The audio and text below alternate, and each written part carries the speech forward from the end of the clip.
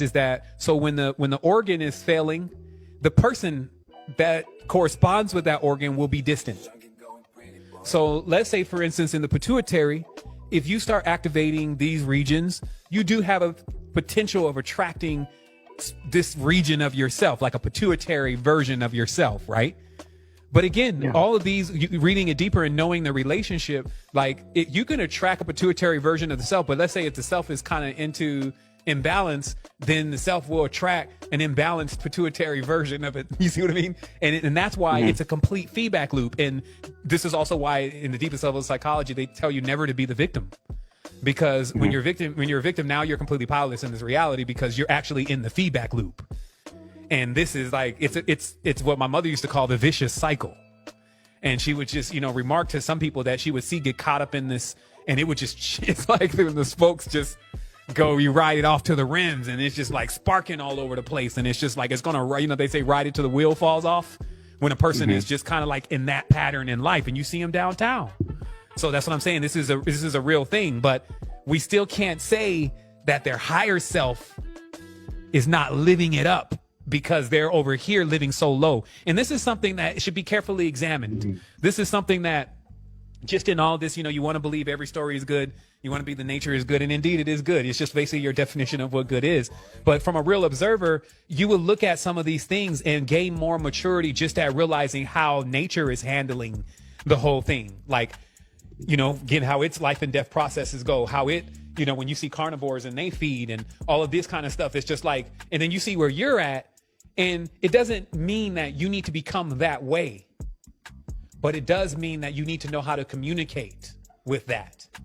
And what I'm saying is communicating in a way where it understands where you're at and you understand where it's at. That's what communication is, right? Like when you work with children, it's not just about you getting your point across to this child. That's not communication, right? And so oftentimes, I mention it that way because sometimes these entities take on the role of like the parent over the person.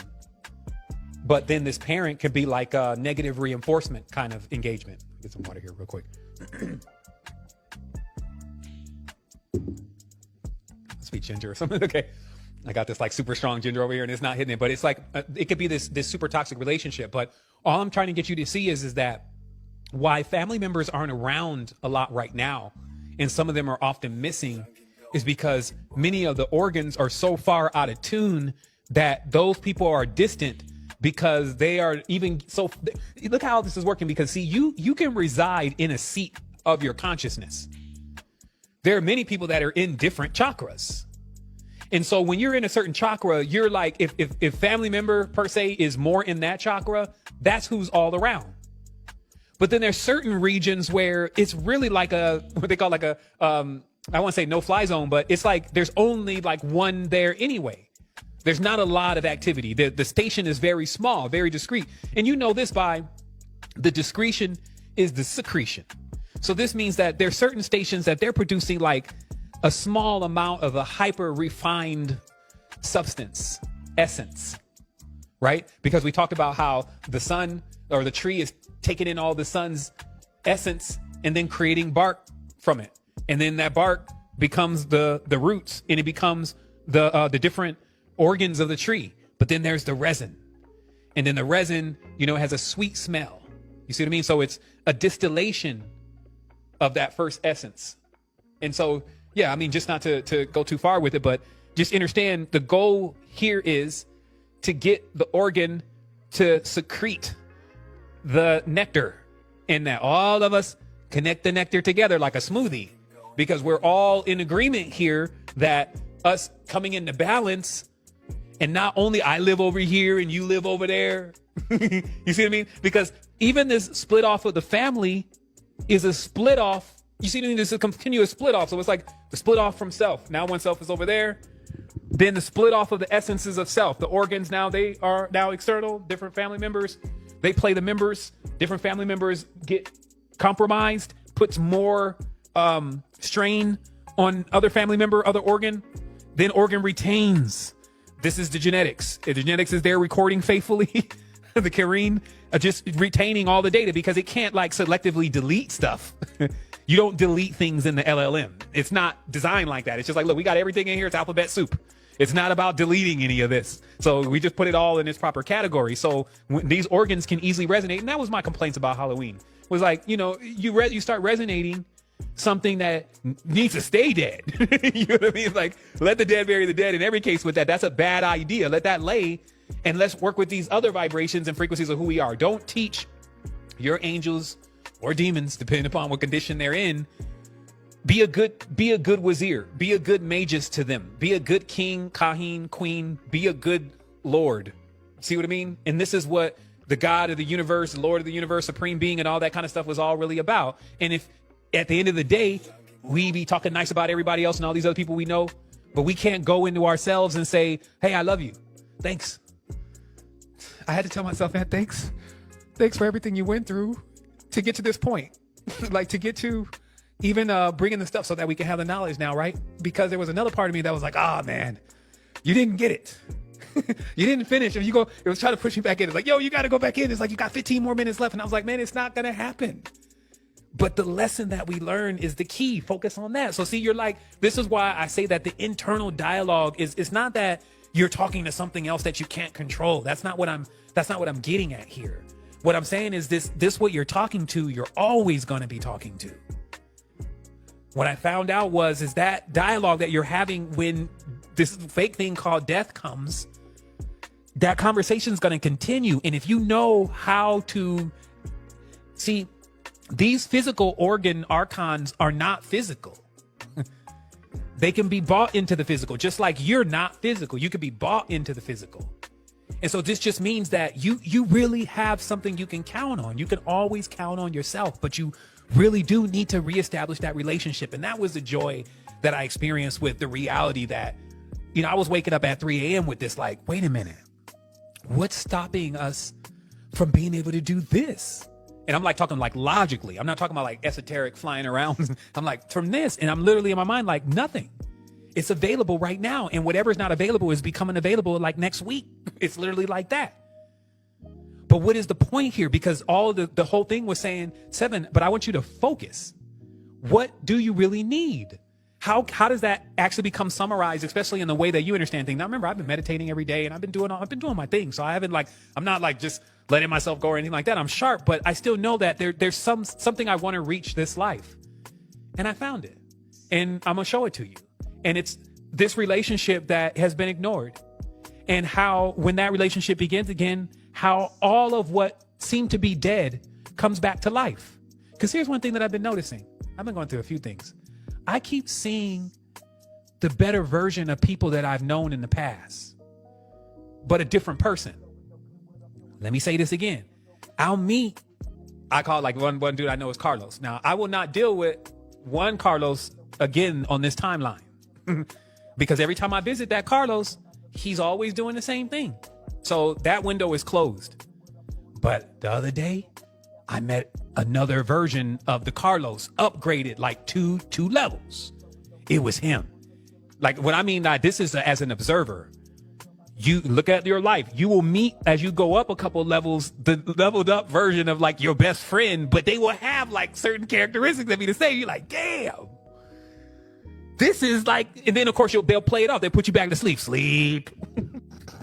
In the Matrix, they be like, nah, that's not how it works. It's got the same, but everybody's different. They try to sleep. Be quiet. You don't really know how it works. You know what I mean? Because that they don't get like, look, this is hyperactive. It's hyper real. Like it actually morphs and changes. And it's just like, there's just always so much disbelief in self. So this is a lack of knowledge of all of the powers of what we are. There's no relationship then. They're so distant. And then, as I said before, then this lack of power creates debt. And this is why in this recursive reality, that's the term recursive. When you keep, look at the word recursive. Damn, they everything is labeled properly. This is one thing we can say. It's damn labeled properly. Recursion is, or the recursive is to keep running the same thing over and over with just a little new piece to the end. Because you to get more of the story, you need to keep running the prompt. And keep running the prompt and add more onto the prompt and keep getting back. And so the feedback loop is giving you a little bit to riff off of, and you're taking that and giving it a little bit to riff off of, and now you're in this infinite loop. So then that must be what's going on also with the consciousness. The left and the right hemisphere. One has already given the other something to riff on, And it's gone with that. It's like already in the beginning, and it just keeps going with the narratives. Now we need to get the rest of the characters in the narrative, because notice how, even though there be selves, it does also feel like you're dealing with that same old person, right? Whether it's the good one or the bad one, but I'm just saying it's like that same old being. And it's like, to light up your life is to become in this total relationship with yourself, to where the core to the tune of the things that stimulate that part of that being to be the best that it can be. That's a feeling that comes. So there's a reward to that, is all I'm saying. You know, I don't want to get all ceremonious here and carry this out to another hour, but I'm just saying grand revelations always happen when we choose to say something and when we choose to speak. Like, this has never been a space where we didn't say that every single person that came in and built on this mountain didn't allow us to climb that much more higher. And as I'm coming into the space, like, I'd be like, okay, I need you to stop being ID. Because the moment you start being ID, we don't have to say, we don't have to forget. We don't have to not know what's the most relevant thing. We don't have to even talk about anything that's not going to bring immediate results. We can begin just with our consciousness to even visit each and every single person that we know and that we see, and align and communicate and refine, right? Because like with instrument, when an instrument comes around another instrument, the other chords start vibrating, but it takes time. Right? Like, and if that thing is out of tune, this is just something you got to peep out. And that's why they were really able to figure out how all this functions just on music. So anybody do music, you already know, right? But it's like, if that instrument is still out of tune, someone needs to now, it's not going to ever come back in tune with somebody just playing the tune, right? And that's why I was saying there's more to this than just sound. And that's why we play this role, because we basically intercede into our lives from higher levels with higher knowledge to apply what is rudimentary and seems basic to the very struggles that plague us every single day. And that's why I've realized that the plague is the distraction, because we're just so distracted, we can't even remember what's the most important thing to focus on. You know what I mean? And that's what I was saying. That's what I got to that point. I was like, it's not just enough to say, sit down and meditate. What am I meditating on? Like, okay, well, don't meditate on anything. You're supposed to be focused. Okay, I'm here. What else? Well, just sit there for a while. Okay. I'm sitting. Anything else? Shut up. Okay. It's like, okay, what do we distill it to a point where you're quiet enough to, when you finally get the answer back, not ask the question, but get the answer back. Answer back says, well, for me, it was like, okay, look, I just want you to, you're going to start here. And so that was the data that I pulled first. And that's how all this began. And I felt like that in that, though, it was, again, you know, not to get into it all now, but it was just saying that, look, there's a weave around you. The reality that you're in is like lace. That's the easiest way that you can explain it. Because all these characteristics of Venus exist